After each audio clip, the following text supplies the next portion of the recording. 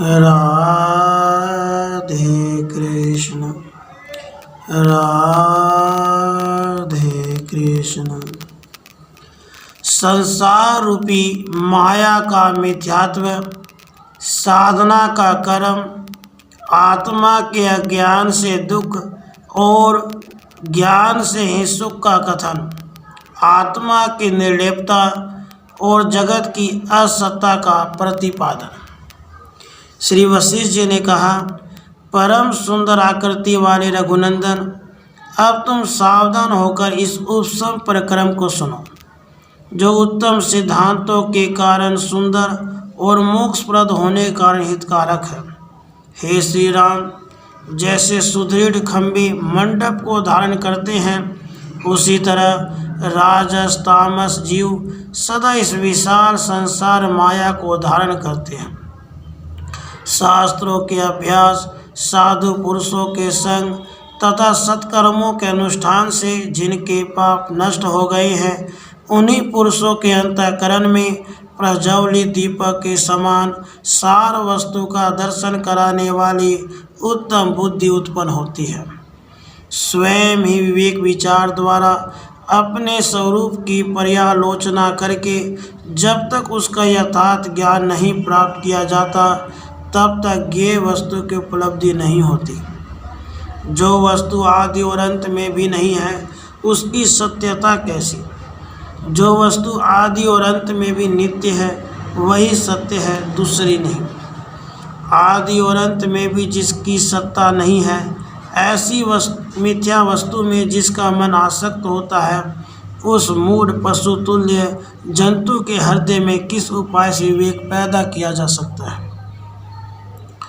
हे रघुनंदन, पहले शास्त्र के अभ्यास से, उत्तम वैराग्य से तथा सत्पुरुषों के संग से मन को पवित्र करना चाहिए। सौजन्य से युक्त चित्त जब वैराग्य को प्राप्त हो जाए, तब शास्त्रों के ज्ञान विज्ञान से गौरवशाली गुरुजनों का अनुसरण करना चाहिए। फिर गुरुदेव के बताए हुए मार्ग से पहले सगुण परमेश्वर का ध्यान पूजन आदि करें। यूँ करने से साधक उस परम पावन परमात्मा पद को प्राप्त होता है। अपने अंतःकरण में निर्मल विचार के द्वारा स्वयं ही आत्मा का साक्षात्कार करें। मनुष्य तब तक संसार रूपी महासागर में तिनके के समान बहता रहता है, जब तक वह बुद्धि रूपी नौका द्वारा विचार रूपी तट पर पहुंचकर स्थिर नहीं हो जाता। जिसने विवेक विचार के द्वारा जानने योग्य वस्तु को जान लिया है, उस पुरुष की बुद्धि उसकी सारी मानसिक चिंताओं को उसी तरह शांत कर देती है, जैसे सुस्थिर जल बालू के कणों को नीचे दबा देता है। जैसे सुवर्ण का ज्ञान रखने वाला सुनार राख में पड़े हुए सोने को यह सोना है या राख है, इस तरह साफ साफ समझ लेता है, अतः उसे सुवर्ण की प्राप्ति के कारण होने वाला मोह नहीं सताता। उसी तरह ये जीव चिरकाल तक विचार द्वारा अपने स्वरूप का परिज्ञान कर लेने पर सर्वथा अपने अविनाशी स्वरूप में प्रतिष्ठित हो जाता है। इस दशा में उसके लिए यहाँ मोह का अवसर ही कहाँ रह जाता है। जिस पुरुष ने तत्व का यथार्थ ज्ञान नहीं प्राप्त किया है, उसका मन यदि मोहग्रस्त होता है तो हो, किंतु जिसे सार तत्व का यथार्थ ज्ञान हो चुका है, उसमें तो मूढ़ता की संभावना ही नहीं है। यह बात निश्चित रूप से कही जा सकती है। जगत के लोगों, जिसका यथार्थ ज्ञान नहीं हुआ, वह आत्मा ही तुम्हारे दुखों की सिद्धि का कारण है। यदि उसका ठीक ठीक ज्ञान हो जाए तो वह तुम्हें अक्षय सुख एवं शांति दे सकता है।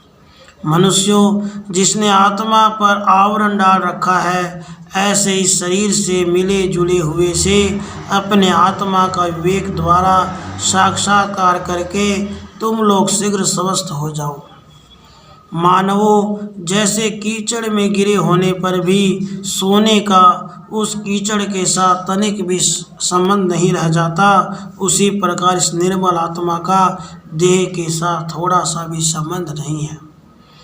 प्रबुद्ध हुआ मन जब अपनी परमार्थिक स्थिति को मिथ्याभूत प्रपंच से पृथक करके देखता है, तब हृदय का ज्ञान अंधकार उसी प्रकार भाग जाता है जैसे सूर्योदय होने पर रात्रि का अंधेरा दूर हो जाता है।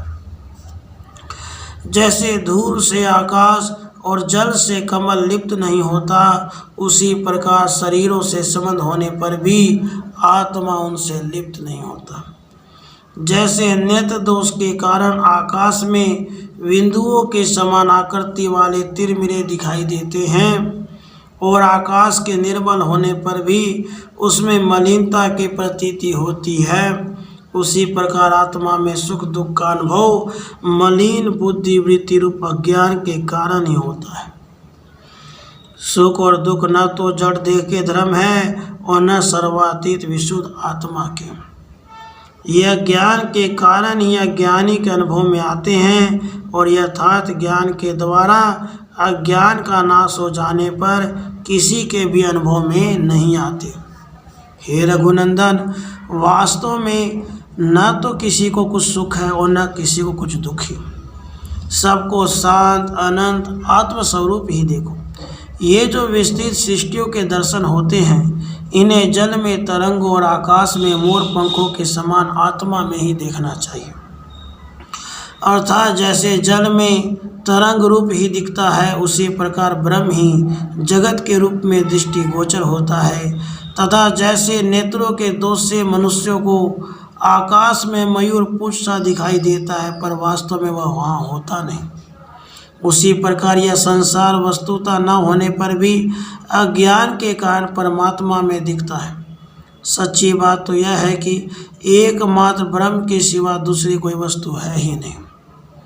शुद्ध बुद्धि वाले रघुनंदन, आत्मा और जगत न तो एक है और न अनेक ही, क्योंकि जगत असत है, अर्थात ब्रह्म के सिवा दूसरी कोई वस्तु न होने से द्वैत भी नहीं है, तथा ब्रह्म से संसार पृथक दिखता है, इसलिए एक भी नहीं कहा जा सकता।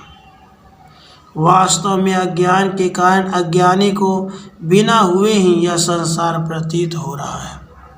निष्पाप श्री राम, यह सब निश्चय ही ब्रह्म है। इस प्रकार सब परमात्मा ही है, वही सर्वत्र व्याप्त हो रहा है।